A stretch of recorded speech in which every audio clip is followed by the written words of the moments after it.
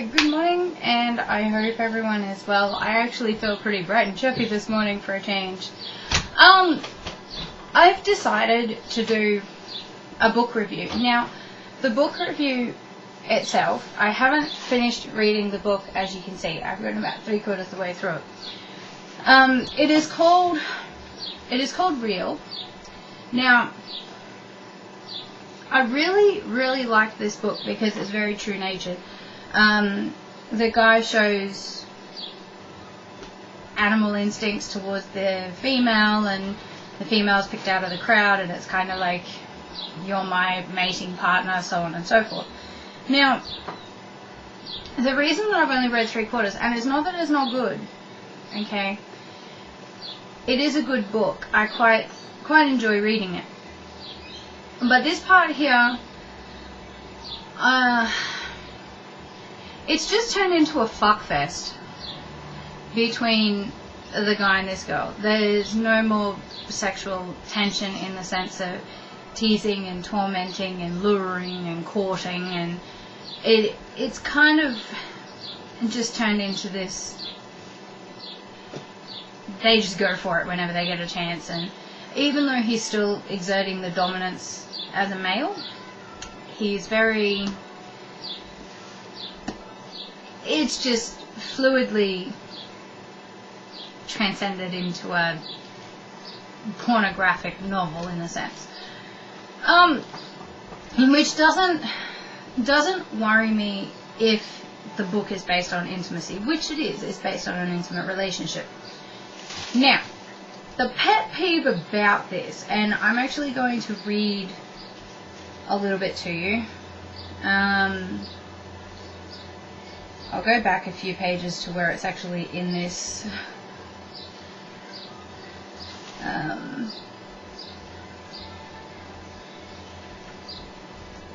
It's alright. I'm trying to find it. I should have already had it done. Here we go. Here's a little example, and this is where it goes a little bit AWOL, and a lot of people will understand. His lips rock on me, and a massive quaking lust with the magnificent sight of him behind me. Okay, just to paint the picture, he's decided to take her in a gymnasium where there are mirrors all around. So he's hired the gymnasium out as he's a famous boxer. He has a fair bit of money, so he rents it out for himself, and he's cleared out his coach and his bodyguards and is taking her on the floor. His hips rock on me, and I'm a massive quaking lust with a magnificent sight of him behind me. Eyes closed, muscles bulging, face taut. I push backward and swallow a moan as he spills in me, warm inside my depths. The convulsions are as powerful as he is, and my sex creams up hotly as I watch and instantly follow. Pick the niggling point here. Now, I don't mind. I kind of don't mind the whole describing things as an intimate setting. But the issue that I guess I have, and what I'm seeing with a lot of novels based in this point, I did a 50 Shades of Grey review. They referred to it as my sex. There's a couple of lines in here that refer to the Twilight series. I am irrevocably in love with him, I think it is. It seems like people are not being descriptive with the writing anymore. I'm not too sure when this was written. I haven't even bothered looking. But this is a really good book. It's actually, I know I criticized the crap out of 50 Shades of Grey, I can assure you. But Katie Evans has done a brilliant job with this book because it is a realistic point of view about a relationship. The guy is bipolar, for starters. His aggression stems from when he was younger towards his parents, and then he ends up getting in fights outside the ring, which lands him in jail. It is a very realistic relatable book. It's something that I can sit back and go, I can picture this happening, this type of relationship. It seems like a legitimate relationship. The only issue I have is the way that the intimacy scenes are written. Now, yes, I refer to them as intimacy because that's exactly what it is. You see, to me, it could have been written in the sense of the convulsions are as powerful as he is, and my walls collapse around him, hotly soaking in his creams, or something that is more, I guess, in a way, relatively descriptive. By saying my sex, it kind of, it takes away the intimacy of the scene. Now, I don't know, like, I am in the middle of writing some stuff myself. I think everyone does at some point. They start in writing small transcripts. We were told to do it at school, write a short story, write this. Some of us go on to continue writing and then never complete it and then go, well, here, take this is an idea. And somebody else can run with it and make a book like this. But my pet peeve about this entire thing is that the blurb itself is what got me. The blurb. Remington Tate has a bad boy rep in and out of the ring, a granite hard body, and a raw animal power that sends his female fans into a frenzy. But from the moment their eyes lock, the only woman he wants is Brooke Dumas. Or Dumas, I don't know how to pronounce her name because it's an American book, so yes. His desire is pure, all-consuming and real.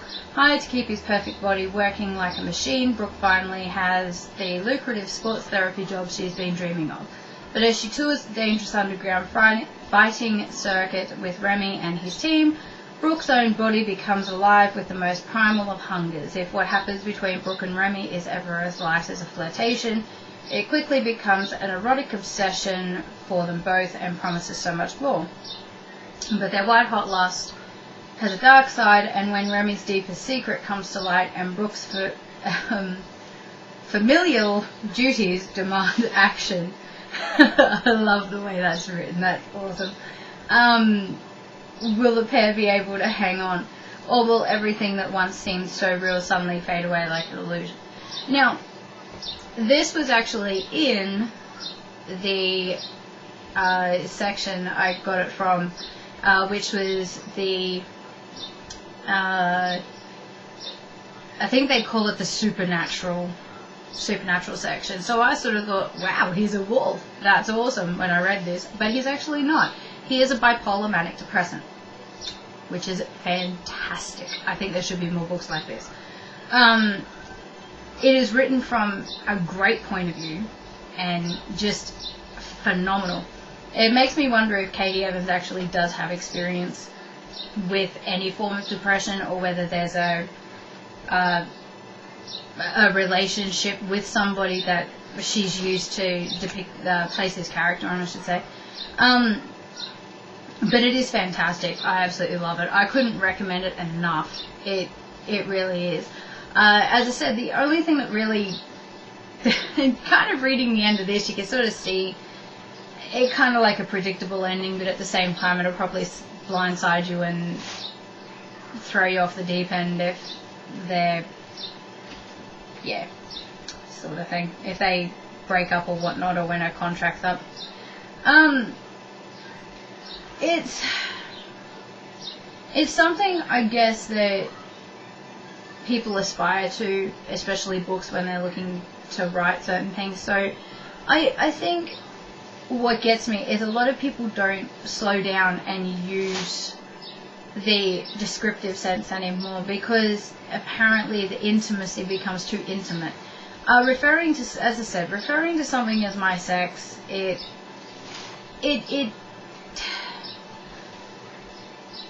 just downplays the intimacy. What you're trying to do is form this fantasy and this relationship of what happens with the mindset. Because if a person in a sense, like if you relate it to pornographic material, if a person is watching porn who has been intimate with a person, the sounds of what is happening, the grips of what is happening, my boy's just woken up, so I'll make this quick.